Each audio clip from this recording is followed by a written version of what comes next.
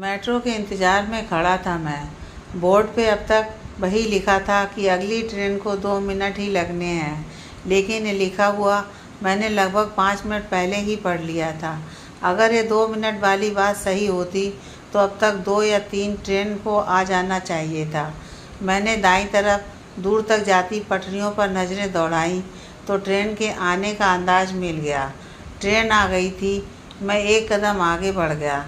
अभी ट्रेन कुछ दूरी पर ही थी कि मैंने देखा मेरे से कुछ कदम आगे जो लड़की कुछ देर से खड़ी थी वो आगे बढ़ने लगी। जब वो बिल्कुल पटरी और प्लेटफार्म की दीवार के छोर पे पहुंची तो मैं उसे पकड़ने के लिए आगे बढ़ा, ये बोलता हुआ, अरे पागल हो। लेकिन वो कूद गई थी पटरी पे। तब तक मेट्रो धीमी आती दिख रही थी, पर वो काफ़ी तेज़ थी। मैंने ना कुछ सोचा ना समझा, बस उस लड़की के पीछे कूद गया। पीछे से लोग हाथ बढ़ाए आवाज़ दे रहे थे। उस लड़की को मैंने ज़बरदस्ती उठाया और लोगों ने उसे ऊपर खींच लिया। उन्हीं में से कुछ लोगों ने वक्त रहते मुझे भी ऊपर खींच लिया था। मेट्रो अब रुक गई थी, पर लोग उस लड़की को और मुझे घेरा बनाकर देख रहे थे।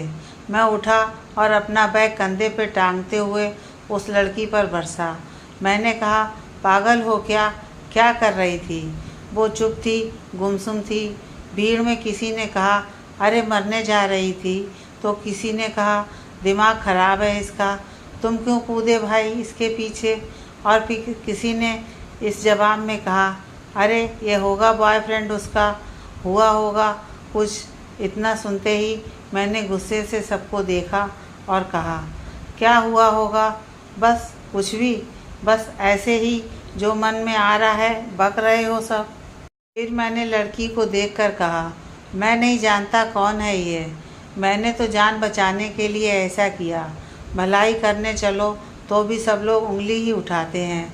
तभी पुलिस आ गई और सबको हटा दिया। भीड़ कुछ कम हुई तो एक पुलिस वाले ने उस लड़की को उठाया जो अब तक बैठी थी। जीन्स और सफ़ेद रंग की टॉप में वो लड़की अच्छे घर की मालूम हो रही थी। पुलिस वाले ने उससे कहा, ये क्या कर रही थी तुम? कई और सवाल किए उन्होंने, लेकिन उस लड़की का कोई जवाब नहीं था। मैंने ही आगे बढ़कर कहा, सर मुझे लगता है इस लड़की को कोई प्रॉब्लम है। इसके घर वालों को फ़ोन करके बुलाना चाहिए। उसके घर वालों को बुलाया गया। मैं अपने रास्ते जाने को हुआ तो पुलिस वालों में से एक ने कहा, रुको अभी सब लिखवाना पड़ेगा तुम्हें कि क्या हुआ यहाँ। मैं वहीं रुक गया। अगले घंटे तक उस लड़की की फैमिली आ गई थी। मेट्रो के पुलिस स्टेशन में मैंने देखा एक 40-50 साल के आदमी ने उस लड़की को सुहाना कहा। उस आदमी के पीछे एक औरत और एक लड़का था। मैंने देखकर समझ लिया था कि वो आदमी और औरत इसके पापा और मम्मी हैं और वो लड़का उसका भाई। उस लड़के ने पुलिस से सारी बात कही। सर थैंक यू, आज पता नहीं क्या हो जाता, मेरी बहन को मानसिक बीमारी है। ये घर से बिना बताए यहाँ चली आई। हमें लगा था ये घर में ही है। सारी बातें हो जाने के बाद पुलिस वालों ने उस लड़की के परिवार को खूब सुनाया और समझाया। उसके बाद कहा, शुक्र मनाइए कि इस लड़के ने खुद कूदकर उसे बचा लिया, वरना शायद आप उसे पहचान भी नहीं पाते। उस लड़की के परिवार ने मेरे सामने शुक्रिया कहा और उन लोगों की आंखों में आंसू देखकर मुझे भी रोना आ रहा था, पर मैंने खुद को संभालते हुए कहा, अंकल आप ख्याल रखिए और घर के बाहर मत जाने दो उसे। जाते वक्त पुलिस वालों ने मेरी तारीफ़ की। मैं भारी मन से लौटा। सारा दिन गुजर गया पर वो बात नहीं। उस लड़की का ख्याल मुझे आ रहा था। एक पल की चूक से आज ना जाने क्या हो जाता।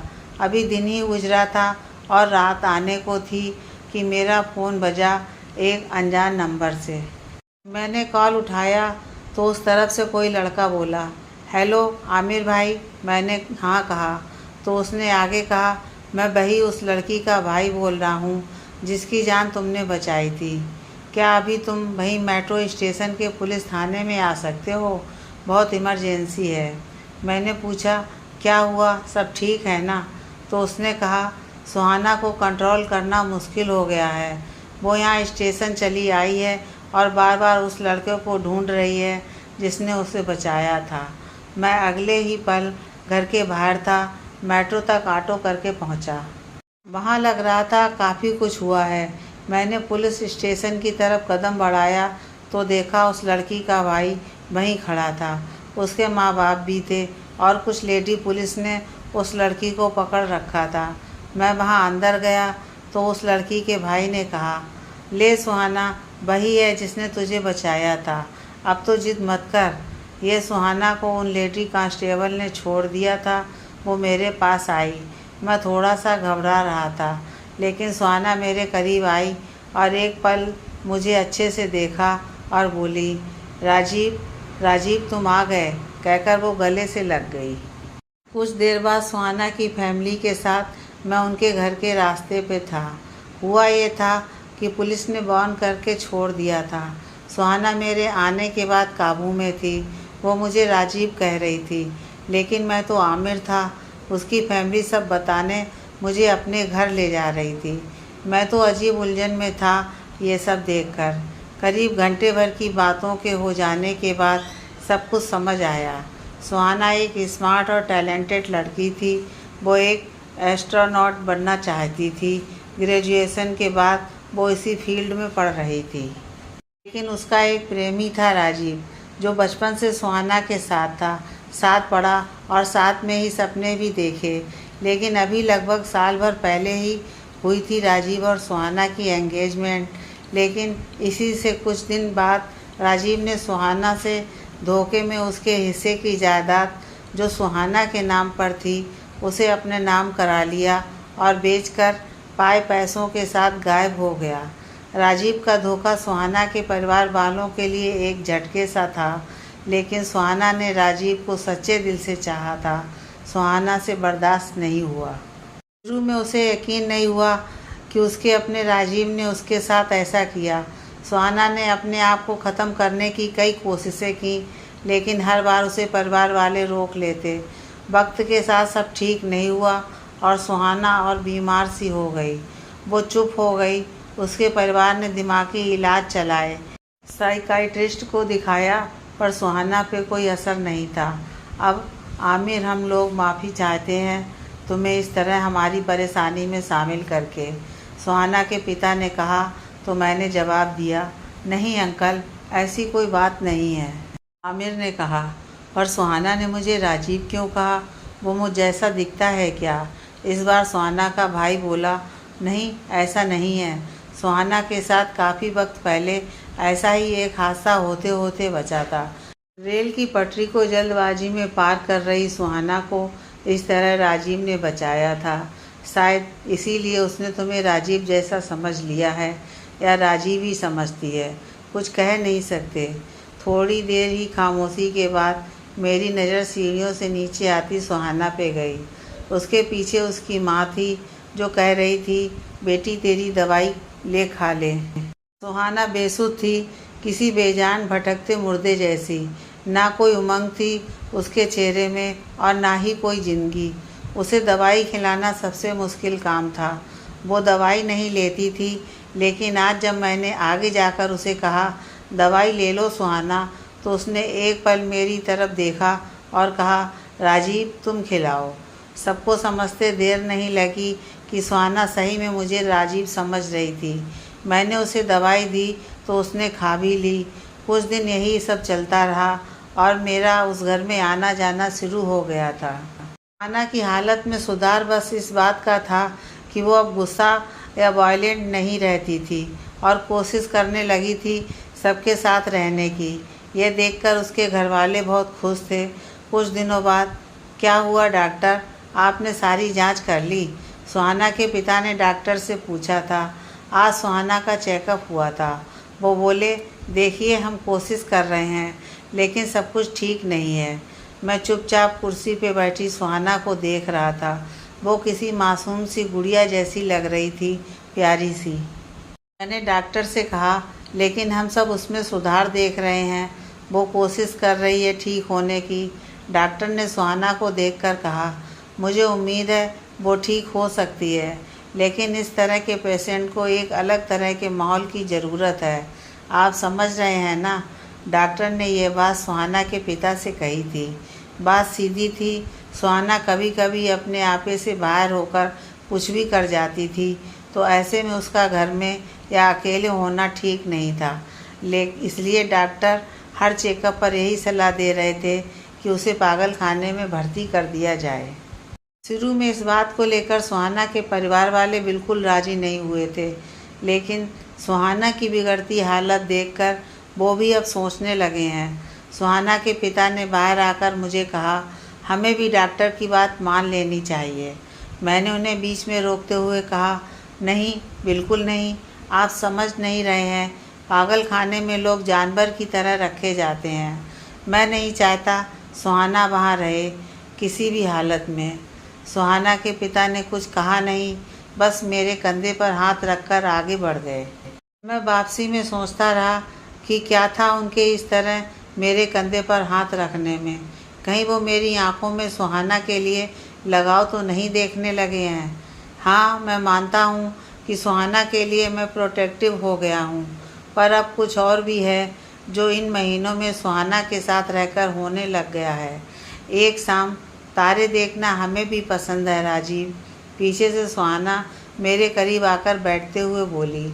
मैंने भी आसमान की तरफ नज़रें उठाई तो पूरे आसमान पे जैसे किसी ने हीरे बिखेर दिए हों। ऐसा लगने लगा मैं छत पे काफ़ी देर से बैठा हुआ था। तुम हमें खुद से दूर नहीं करोगे ना राजीव? सुहाना ने यह कहकर मेरे कंधे पर अपना सिर टिका दिया। मैंने उसकी तरफ देखा तो पाया उसकी आंखें हल्की भीगी थीं। उसने वैसे ही कहा, सब हमें पागल खाने भेजना चाहते हैं, सब। अगर तुम भी चाहते हो तो हम चले जाएंगे। मैंने उसे तुरंत ही कहा, नहीं सुहाना नहीं, तुम यहीं रहोगी और बस दवाई खाकर ठीक हो जाओगी। तुम्हें पागल खाने कोई नहीं ले जाएगा। वो मेरे गले से लग गई तो मेरा दिल ज़ोरों से धड़कने लगा। उसने धीमे से कहा, आई लव यू राजीव, अपनी जान से भी ज़्यादा। मेरा हाथ उसके बालों पे था, पर मैं जवाब में उसे अपने प्यार का नाम नहीं दे सका, क्योंकि उसके प्यार का नाम राजीव था और मैं आमिर। बीते कुछ दिन मैं शहर से बाहर था। लौटा तो सुहाना के घर गया। वहाँ पहले से ज़्यादा ख़राब हालात थे। सुहाना बहुत अग्रेसिव हो गई थी, हर बात पे चीखना चिल्लाना कर रही थी और किसी के भी काबू में नहीं आ रही थी। उस दिन किसी तरह मैंने और सुहाना के भाई ने मिलकर उसे बेहोशी का इंजेक्शन दे दिया, लेकिन सुहाना के पिता ने फैसला सुनाते हुए कहा, बस अब बहुत हो गया। वो घर को देखते हुए बोले, अब सुहाना इस घर में नहीं रह सकती। मैं उसे पागल खाने भेजने की बात पे सोच चुका हूँ। अब वो वहीं रहेगी, ठीक होगी तो लौटेगी, वरना कभी नहीं। मैंने इस बात का विरोध किया, पर मेरे साथ कोई नहीं था। मैंने उनसे कहा, अब यहाँ तक आकर हिम्मत मत हारिए आप सब। मैं समझता हूँ कि उसे पागल खाने भेजने की बात मानना आसान नहीं है आप लोगों के लिए, लेकिन प्लीज़, मुझे नहीं लगता कि सुहाना पागल खाने जाकर फिर कभी ठीक हो पाएगी। सब चुप थे और एक तरफ सुहाना अपने बेड पर बेहोश थी। मैंने उसे देखा तो मेरे दिल में उसके लिए बस प्यार ही प्यार उमड़ आया। पता ही नहीं चला कि कैसे, कब, किस तरह वो मेरे दिल में उतरने लगी है। इस हाल में भी जब वो किसी उड़ती तितली को पकड़ने की कोशिश में इधर उधर भागती है तो उससे इश्क हो जाता है मुझे। कैसे वो घंटों मेरे साथ बैठकर किस्से कहानी सुनाती है, कैसे चांद को छूने के लिए वो अपना हाथ आगे बढ़ा देती है। आखिर कब तक उसे ना चाहता। सारी रात सुहाना के परिवार ने एक फ़ैसला लिया था और एक फ़ैसला मैंने भी लिया था। मेरा फ़ैसला यही था कि अगले दिन जाकर मैं सुहाना को अपने साथ अपने घर ले आऊँगा। थोड़ा वक्त मांग लूँगा, कह दूँगा कि एक आखिरी कोशिश मुझे भी करने दीजिए, और अगर वो पूछेंगे कि क्यों है इतनी फ़िक्र सुहाना की, तो शायद मैं कह दूँगा मुझे मोहब्बत हो गई है सुहाना से। इसी बात पर भरोसा है मुझे कि वो ठीक हो जाएगी। रात कुछ यूँ गुजरी कि सुबह के आने की खबर ना हुई। अगले रोज़ सुहाना के घर पहुंचा तो जैसे सामने से किसी ने मेरी मंजिल का तबादला ही कर दिया था। बगावत की बू थी मेरी बातों में, मेरे तंजों में, जो मैंने लानत की चाशनी में भिगोकर सुहाना के घरवालों पर कसे थे। सुहाना को पागल खाने भेजा जा चुका था और मैं सुहाना के घर के सामने खड़ा सोच रहा था। अजीब दो राहें हैं मेरे सामने। एक रास्ता मुझे मेरी पुरानी बेरंग सी ज़िंदगी में ले जा सकती है, जहाँ जद्दोजहद की लड़ाई को मैं अपनी कलम से लिखकर इस दुनिया को पेश करता हूँ, और एक रास्ता है जो मुझे सुहाना की तरफ ले जाने को पुकार रहा है। तुम लौट जाओ आमिर। सुहाना का भाई मेरे कंधे पर हाथ रखकर मेरे सामने आया। तुमने जो किया है वो कोई अपना भी नहीं कर सकता, लेकिन अब मौका है अपनी ज़िंदगी में लौट जाने का। भूल जाओ सुहाना को। उसकी नज़रों में हार के सभी रंग दिख रहे थे और उम्मीद पर भरोसे का कोई कतरा नहीं था। पर तभी मैंने अपने अक्स को सामने खड़ी गाड़ी के शीशे में देखा। मुझे मेरी आंखों में सब दिखा, उम्मीद, गुमान, भरोसा और चाहत भी। जो ना दिखा वो थी हार। मैंने अभी हार नहीं मानी थी।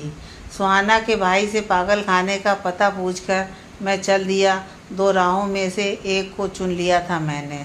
उसी शाम गेट के बाहर ही रोक दिया गया था मुझे। अंदर जाने से साफ मना कर दिया। काफ़ी देर वहीं बैठकर सोचने लगा कि वो कैसे रहेगी यहाँ। सामने पागल खाने में रखे गए कुछ लोग दिख रहे थे। जिंदगी बस इन चार दीवारों के अंदर ही तक थी। देखकर दिल भर आया और सुहाना का ख्याल आते ही आंखों में इस फैसले पर गुस्सा भी आया। मौका देखकर गेट के अंदर बचते बचाते हुए घुस गया था मैं। अब बस इन सारे एक से कमरों में एक वो कमरा तलाश करना था जहां सुहाना को रखा गया था। कुछ कमरे ही देखे थे कि एक चीख और चिल्लाने की आवाज़ ने मुझे घेर लिया। वो आवाज़ सुहाना की थी। मैं उस तरफ बढ़ा। वो दर्द और डर में लिपटी सुहाना की आवाज़ थी। आंखों के सामने वो थी। अब बेड पर बंधी हुई कुछ नर्स और डॉक्टर भी थे जो उसे काबू करने की कोशिश में थे। मेरे ही सामने एक नर्स ने उसके मुंह में एक कपड़ा ठूंसने लगी। सुहाना की आंखों में आंसुओं की धाराएं बह रही थीं, लेकिन इसका कोई असर नहीं था इन पत्थर दिल के लोगों पर। मुझसे रहा नहीं गया। अंदर दाखिल होते ही मैंने सुहाना के आगे से सबको हटा दिया और सुहाना के मुंह से वो कपड़ा निकाला, उसके हाथ पैर खोल दिए। डॉक्टर मुझे रोकते हुए बोले, अरे ये सब क्या कर रहे हो? कौन हो तुम? उन सब की किसी बात का कोई असर नहीं था मुझे। सुहाना उठी और बिलखते हुए मुझसे लिपट गई। कांपते हाथों से उसने मुझे जकड़ लिया था। इतना डर था उसके अंदर, इसका एहसास मुझे उसकी टूटती आवाज़ से ही हो रहा था, जो बस ये कह रही थी, राजीव हमें नहीं रहना यहाँ, ये लोग बहुत बुरे हैं। इतने में ही उन लोगों ने सिक्योरिटी गार्ड को बुला लिया था। वो ज़बरदस्ती मुझे वहाँ से निकालना चाहते थे। उन लोगों ने मारना भी शुरू कर दिया। मुझे एक तरफ दबाकर वो जोर आजमा रहे थे। मेरी कोशिश बस इतनी थी कि किसी तरह सुहाना को यहाँ से ले जाऊँ, मगर कैसे? हैरान करने की बात तो अब हुई थी जब सुहाना ने उन सबके सामने कुछ ऐसा किया जो एक पागल से तो कोई उम्मीद नहीं कर सकता। सुहाना ने मुझे उन लोगों से मार खाता देखकर अपने आप को बेड पर लिटा लिया और खुद से अपने पैर बांधने लगी और खुद ही वो कपड़ा अपने मुंह में भरने भी लगी। सब उसे देखकर हैरान रह गए और वो बस इशारे से ये कह रही थी कि राजीव को मत मारो, चाहे जो कुछ भी करना है वो मेरे साथ कर लो, मैं नहीं चिल्लाऊंगी। मेरी आंखों में आंसू आ गए। उन सबको मैंने चिल्लाकर कहा, कौन पागल है? हाँ बताओ मुझे, कौन पागल है? वो सब बुत बने खड़े देख रहे थे। अब उन्हें भी एहसास था कि सुहाना पागल तो किसी तरह से नहीं है। कुछ देर में सुहाना के घर वाले आ गए। वो अब तक नहीं समझे थे जो मैं समझ रहा था। देखो, हम बस यही चाहते हैं कि चैन से ये भी रहे और हम भी।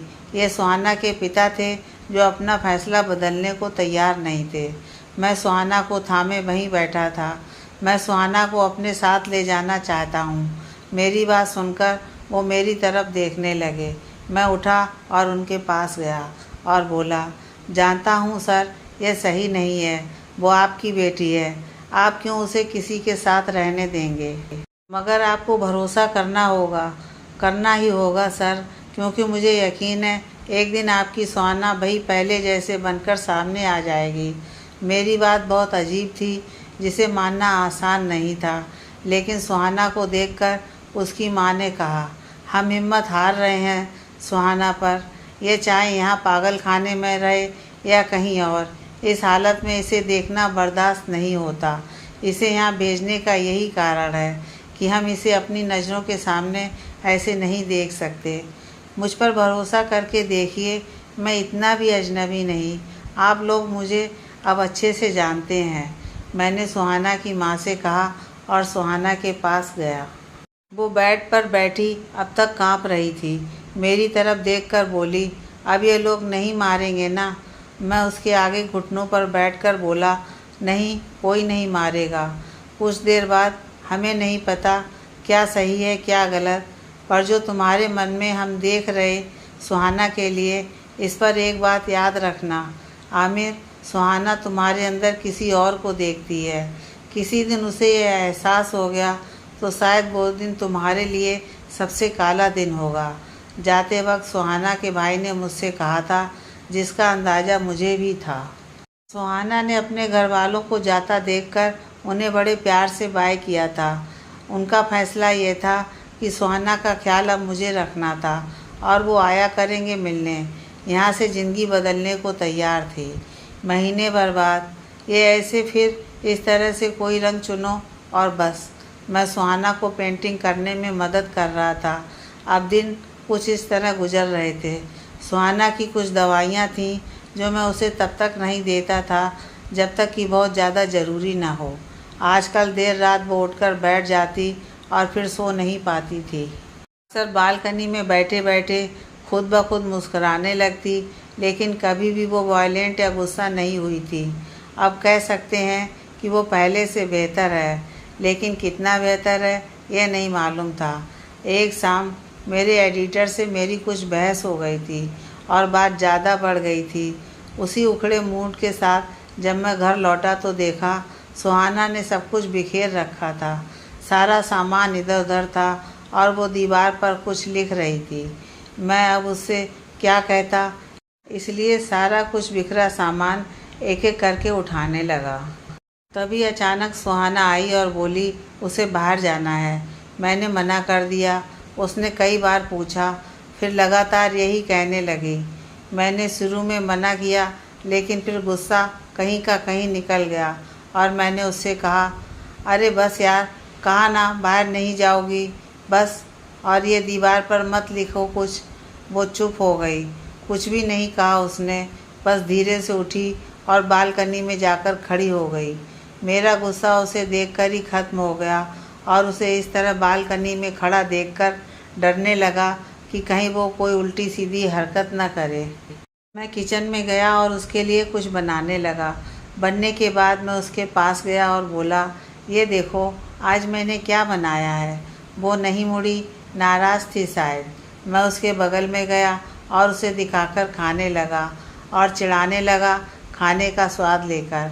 पर उस बीच जब मेरी नज़र उसके चेहरे पर गई तो देखा 2 आंसुओं की बूंदें उसके चेहरे पर थीं। मेरा मन उसके लिए भर आया। मैंने उसे अपनी तरफ घुमाया तो उसने मुंह फेर लिया। मैंने कहा, यार वो कहीं और का गुस्सा था, गलत जगह निकाल दिया, मुझे माफ़ कर दो।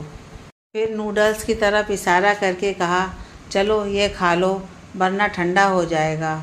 मैं एक तरफ बढ़ा तो सुहाना ने कहा, तुम हमें प्यार नहीं करते राजीव। एक पल को मैं ठहर गया। उसकी तरफ मुड़ा तो उसने कहा, ना कभी प्यार से हमारे साथ बैठकर बातें करते हो, ना हमें गले लगाते हो। तुम्हें अगर किसी और से प्यार हो गया है तो कह दो। उसके मासूम सवाल बस मेरा ख्याल चाहते थे, लेकिन इतना बेबस हो चुका था मैं कि उसे ये सब चाहकर भी नहीं दे सकता था। सुहाना मुझ में राजीव को देखती है। सुहाना को उसका प्यार चाहिए, मेरा नहीं। बस यही सोचकर अपने आप को रोकता रहता हूँ, लेकिन कब तक ऐसा कर सकूँगा। अब वो क्या जाने कि कितनी तलब होती है उससे बात करते हुए सामने गुजार देने की।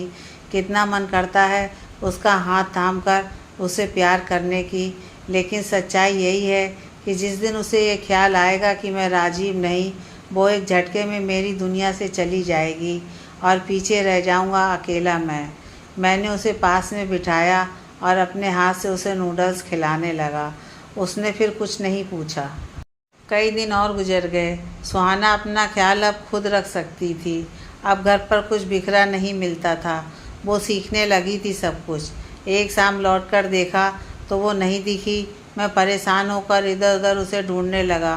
फिर देखा तो पाया वो बालकनी के कोने में सिमट कर बैठी हुई थी। मैंने पूछा था, इस तरह क्यों बैठी हो?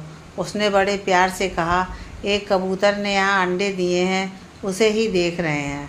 उसे इस तरह छोटी छोटी बातों में खुश होता देखकर मन को बहुत आराम आ जाता था। मैंने उसे कहा, अच्छा सुहाना, कल बाहर चलोगी क्या? वो एकदम से खड़ी हुई और बोली, सच में तुम बाहर ले जाओगे मुझे? मैंने कहा, हाँ। वो खुशी से गले लग गई थी, पर मैंने खुद को काबू में रखा था। आखिर कुछ नियम मैंने अपने और सुहाना के बीच भी बनाए थे। देर शाम साथ चलते हुए लगा ही नहीं कि सुहाना को कोई परेशानी है। वो तो बाकी सभी की तरह थी। नाराज़ होती थी, मान जाती थी, छोटी बात के लिए गुस्सा और खुश भी होती थी। मुझे अब उम्मीद होने लगी थी कि अब वो बस ठीक होने वाली है। एक रात जब मेरी आँख खुली तो देखा सुहाना सो रही थी। मैं अकेला बालकनी में चला आया था। कुछ देर वहीं खामोश बैठा रहा। सिगरेट जलाकर हाथ में थामे बैठा था। बहुत दिन हुए थे सिगरेट पिए। अक्सर तन्हाई में ये एक साथी बन जाता था, लेकिन कभी आदत नहीं बन पाया। राजीव, सुहाना बालकनी में चली आई और मेरे पास आकर बैठ गई। मैंने सिगरेट बुझा दी थी। तब तक उसने कहा, तुम सिगरेट पी रहे हो? मैंने उसे सच कहा, हाँ, थोड़ी सी। वो नाराज़ होकर बोली, मत पीना, आई हेट सिगरेट। एक बात कहूँ सुहाना, तुम समझ पाओगी? मैंने उसकी तरफ देखकर कहा। वो बड़े प्यार से बोली, हाँ, क्यों नहीं। मैंने कहा, अगर दिन तुम सोकर उठो और मुझे पहचान ना सको तो क्या करोगी? वो अजीब तरह से कुछ सोचकर बोली, ऐसा कभी नहीं होगा, तुम यहाँ रहते हो। सुहाना ने अपने दिल की तरफ इशारा किया था। उस रात बड़ी ही कोफ्त हुई और ढेर सारी जलन भी कि आखिर कोई कैसे सुहाना के इस प्यार के साथ धोखा कर सकता था। कितनी मासूम है वो। क्या राजीव ने कभी उसे इस नज़र से नहीं देखा जैसे मैं देखने लगा हूँ? 1 महीना और गुजर गया। अब सुहाना की दवाइयों की ज़रूरत नहीं थी। वो बिल्कुल ठीक थी। बस फ़र्क था ये कि उसे अभी तक ये ख्याल नहीं आ रहे थे कि उसका एक परिवार है, उसका एक अपना घर है और वो किसी गैर के साथ है। इन महीनों के बीच कई बार सुहाना की माँ और उसका भाई आते रहे मिलने। वो भी उम्मीद लगाए बैठे थे कि एक दिन सुहाना घर लौट कर आएगी। फिर आया एक काला दिन। दिन में मुझे सुहाना के पिता का फ़ोन आया। उन्होंने जो कहा उस पर यकीन तो कर लिया था, पर मानना नहीं चाहता था। उन्होंने ये कहा था, आमिर, सुहाना को लेकर घर आओ, राजीव लौट आया है। कुछ देर बाद मैं सुहाना के साथ उसके पिता के घर के बाहर था, लेकिन अंदर जाने की हिम्मत जैसे मेरे अंदर से ही नहीं हो पा रही थी। डर कई थे मेरे मन में, जैसे कहीं सुहाना उसे पहचान ले और मुझे इनकार कर दे या फिर कुछ और। लेकिन सच तो ये था कि मुझे पता था ये दिन भी आना ही था, मगर इस तरह राजीव के लौटने से आएगा ये नहीं सोचा था। ये तो हमारा घर है, सुहाना ने मेरे पीछे से कहा तो मैं बस मुस्कुरा भर दिया। शायद आखिरी बार था आज मेरा सुहाना को सामने देखना। दरवाज़ा खोलकर हम अंदर गए। सब थे सामने, सुहाना की माँ, उसके पिता, भाई और वो राजीव भी। सुहाना मेरे पीछे से आगे आई और माँ के पास जाकर उनके गले लग गई। सुहाना का रवैया देखकर वो खुश थीं। उन्होंने नज़रों से मेरा शुक्रिया अदा किया था। सुहाना के पिता उसके पास गए और उसे राजीव के पास ले जाने लगे और सामने ले जाकर बोले, इसे पहचाना? सुहाना उसे देखने लगी और यहाँ मेरे दिल की धड़कन बढ़ने भी लगी। सुहाना ने कहा, नहीं पता ये कौन है। यह सुनकर राजीव उठा और उससे बोला, ऐसा मत कहो सोना, मैं पहले ही बहुत शर्मिंदा हूँ। राजीव सुहाना को सोना कहा करता था। सुहाना पर उसकी किसी बात का असर नहीं था। सुहाना के पिता ने सुहाना से कहा, देखो बेटी, ये राजीव है, उसे माफ़ कर दो, अब वो यहाँ वापस आ गया है, तुम्हारा राजीव है वो। सुहाना कंफ्यूज थी, वो कभी अपने पिता को देखती तो कभी राजीव को। फिर वो वहाँ से मुड़ी और मेरे पास आकर मेरे पीछे खड़ी होकर बोली, यह राजीव है, वो नहीं। राजीव गुस्से में बोला, सुहाना मैं राजीव हूँ, चाहो तो कुछ भी सवाल करो मुझसे, मैं जवाब दूंगा। सुहाना बिना सामने आए बोली, मेरा जन्मदिन कब आता है? राजीव ने सुनकर हंस दिया और बोला, 2 जून को, और तुम्हें चॉकलेट केक बिल्कुल पसंद नहीं है। सुहाना एक पल को खामोश हो गई, फिर मुझसे बोली, तुम भी जानते ही हो ना ये। राजीव। मैं चुप रहा, कुछ नहीं बोल सका। सुहाना के पास उसके पिता आए और उसे मुझसे दूर करते हुए बोले, ये आमिर है सुहाना, ये राजीव नहीं है। सुहाना उसका हाथ छुड़ाकर मेरे पास आई और बोली, चलो राजीव यहाँ से, हमें नहीं रहना यहाँ। सुहाना ने घर का दरवाज़ा खोला और भागने लगी।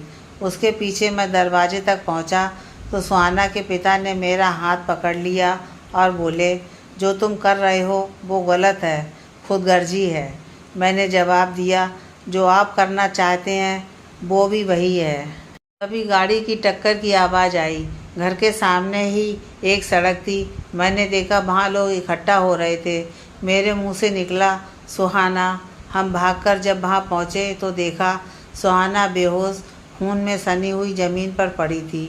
आनन फानन में उसे हम सब हॉस्पिटल लेकर पहुँचे। मेरे हाथ पैर काँप रहे थे, डर तो जैसे दिल में बैठ गया था। सुहाना के पिता आंखों में आंसू लिए एक तरफ खड़े थे। उसकी माँ का रो रो कर बुरा हाल था, जिन्हें सुहाना का भाई संभाल रहा था, और वहीं खड़ा था राजीव भी। डॉक्टर काफ़ी देर से सुहाना का इलाज कर रहे थे और अभी तक बाहर नहीं आए थे। मैंने सुहाना के पिता को देखा तो ख्याल आया कि मैंने सच में गलत कहा था उनसे। मुझे वैसा नहीं कहना चाहिए था, आखिर वो उसके पिता थे। मुझे माफ़ कर दीजिए, आप सही हैं। थोड़ी देर के लिए मैं अपने आप को भूल गया था, मैंने उनके पास जाकर कहा। फिर उनका हाथ थामकर बोला, सुहाना ठीक हो जाएगी, उसे कुछ नहीं होगा। यह उम्मीद के कुछ शब्द थे जिनकी ज़रूरत हम सबको थी। घंटे भर की जद्दोजहद के बाद डॉक्टर बाहर आए और बोले, वो खतरे से बाहर है, सर पर चोट आई है, फिलहाल नींद में है, कुछ देर में उसे होश आ जाएगा।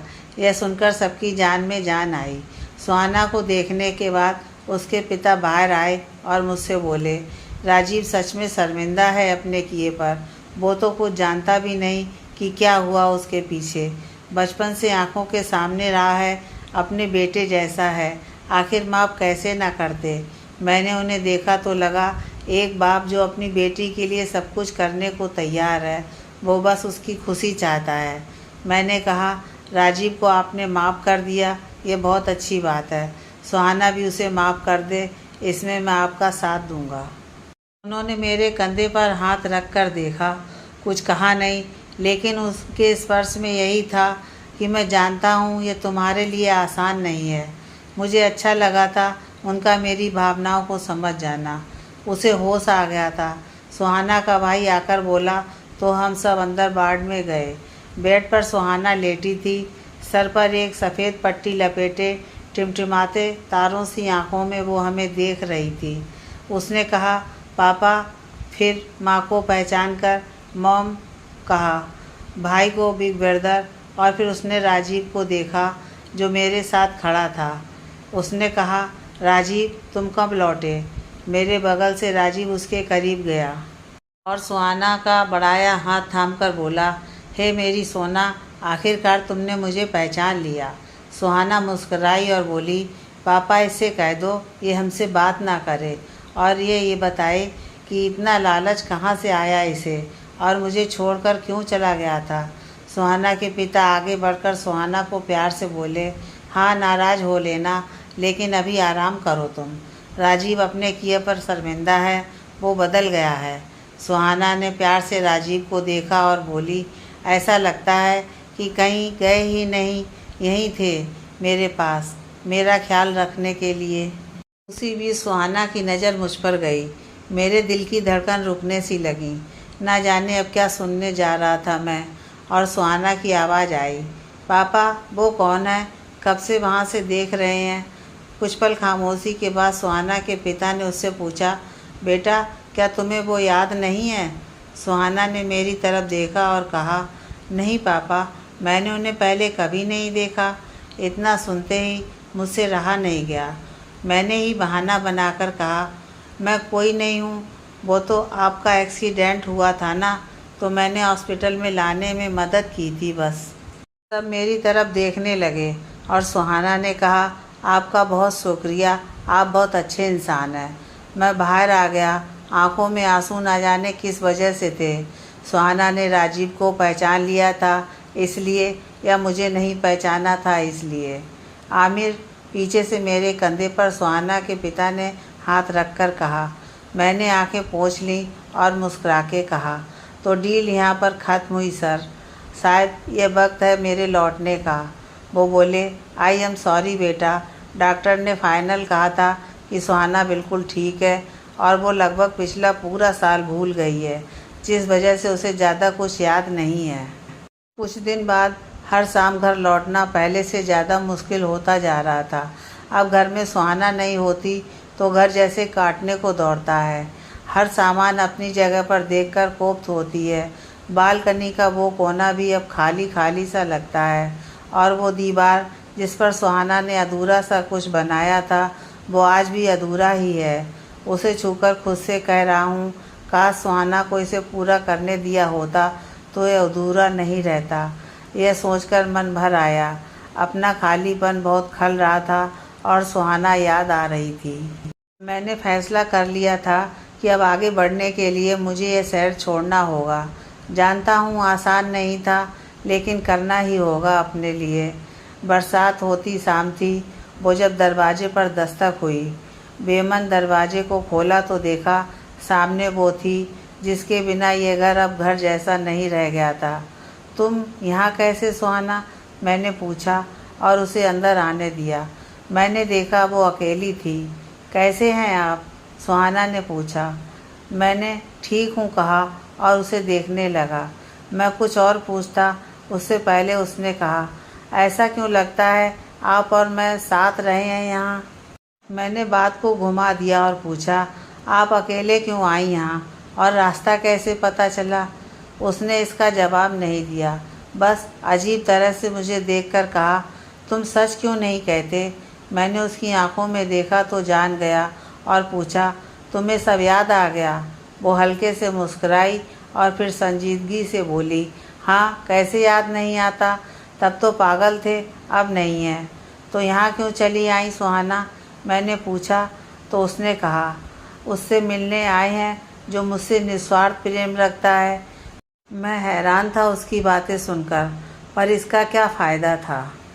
सुहाना ने दीवार पर बनी अधूरी लिखावट को देखकर कहा, यह मैंने ही किया है ना? मैंने हाँ में इशारा किया था। वो उठकर बालकनी में गई तो मैं भी उसके पीछे चला आया। वो बहुत खूबसूरत लग रही थी। कई दिनों बाद उसे अपने करीब देख रहा था। मैंने पूछा, और राजीव? सुहाना ने एक नज़र मेरी तरफ देखा और कहा, फैसला मेरा है और ज़िंदगी भी, चुनाव भी मुझे ही करना है। मैंने हाथ बढ़ाकर उसे छूना चाहा पर मैंने हाथ रोक लिया। उसने ये देखकर कहा, और हमने फैसला कर लिया है। क्या फैसला किया? मैंने पूछा तो वो बोली, तुम्हें चुनने का। मैं कुछ कह नहीं सका तो उसने मेरे हाथ को थामकर कहा, एक बार दूध का जला छाछ भी फूंक कर पीता है। राजीव ने जो किया वो किया, लेकिन बदले में हमने जाना कि कभी कभी किस्मत हमें उनसे मिला देती है जिनसे मिलना तय होता है। मैंने उसे देखकर कहा, इतनी समझदारी भी है तुम में? नहीं सोचा था कभी। उसने मुस्कुरा कर कहा, तुमने कभी मेरा फ़ायदा नहीं उठाया, हमेशा परवाह की। मुझे ठीक किया। मुझे सिर्फ साथ की ज़रूरत थी, दवाओं की नहीं। यह बात समझ गए थे तुम। हमें तुमने पागल खाने से निकाला, ये कहकर उसकी आंखें भर आईं। मैंने आगे बढ़कर उसे थाम लिया तो उसने मेरे कंधे पर सर रख दिया। फिर उसने कहा, हॉस्पिटल से लौटने के बाद धीरे धीरे सब याद आ गया था मुझे। घर में सबसे बात की भी तो पापा ने सब कुछ बता दिया और फिर राजीव से बात करनी थी। मैंने पूछा, राजीव ने क्या कहा? उसने कहा वो बस माफ़ी मांगने आया था, हमें नहीं। तो मैंने उसे बस माफ़ी दी, अपनी ज़िंदगी में शामिल नहीं किया। सुहाना ने आगे बताया, राजीव को मेरा फ़ैसला सही लगा और वो लौट गया। फिर बस तुमसे मिलना था और जानना था कि तुम क्या चाहते हो। मैंने पूछा मतलब? तो उसने मुस्कुरा के कहा, मतलब तुम्हें सुहाना पहले वाली ही चाहिए या अब जो सामने वो ठीक है। मैं भी हंस दिया उसकी बात सुनकर। कुछ देर बाद कॉफ़ी का कप लिए हम दोनों गिरती बारिश को बालकनी से देख रहे थे और बहुत अच्छा लग रहा था। तभी सुहाना ने कहा, अरे कबूतर के बच्चे अंडे से निकल आए। वो उन्हें देखने में लग गई और मैं उसे।